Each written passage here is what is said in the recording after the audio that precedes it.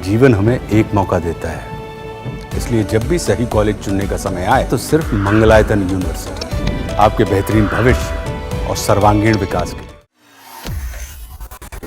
कांग्रेस की सरकार में आतंकवादी हमले होते भी थे और आतंकवादियों को शरण देने वालों को प्रधानमंत्री के निवास पर बुलाकर, कार्यालयों में बुलाकर मिलाया जाता था। ये तस्वीरें किसी से छिपी नहीं है। कमजोर सरकार 10 साल तक जब केंद्र में रही तो एक के बाद दूसरे आतंकवादी हमले भारत पे बढ़ते गए। नरेंद्र मोदी जी की सरकार में जांच एजेंसियों को खुली छूट दी गई, पूरा समर्थन दिया गया। आतंकी तहव्वुर राणा से राष्ट्रीय जांच एजेंसी एनआईए ने पूछताछ शुरू कर दी है। तहव्वुर राणा को एनआईए ने 18 दिनों के लिए हिरासत में लिया है। तहव्वुर राणा को लेकर नए नए खुलासे हो रहे हैं। इसी बीच खबर सामने आई है कि एनआईए के पास तहव्वुर राणा के खिलाफ एक ऐसा गवाह है जो एक समय पर तहव्वुर राणा का सबसे करीबी व्यक्ति था और उसके लिए काम करता था।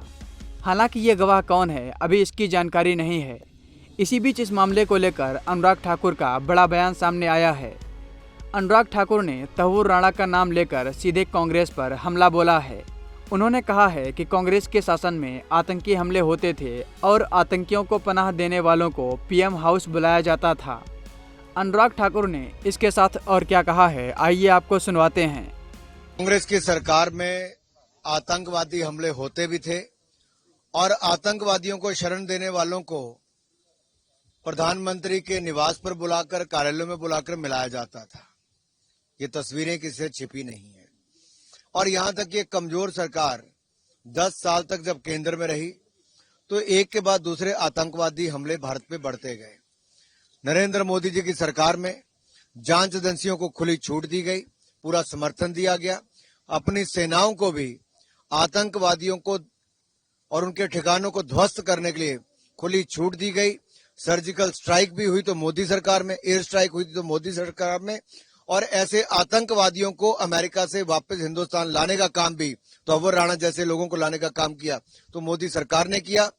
और जो बम धमाकों में शामिल लोग थे उनको फांसी के तख्ते तक पहुंचाने का काम भी मोदी सरकार में ही हुआ है।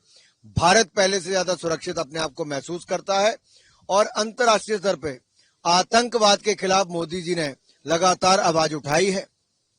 विदेश नीति में बदलाव लाए हैं। विदेशी सरकारों के साथ अलग अलग तरह पर, अलग अलग स्टेज पे जहां पे एग्रीमेंट्स किए गए और प्रयास किए गए, तभी जाकर ऐसे घिनौने लोग जिन्होंने आतंकवाद को बढ़ावा दिया उनको आज भारत पर प्रत्यर्पण किया है और उनको अब सजा भी देने का काम किया जाएगा।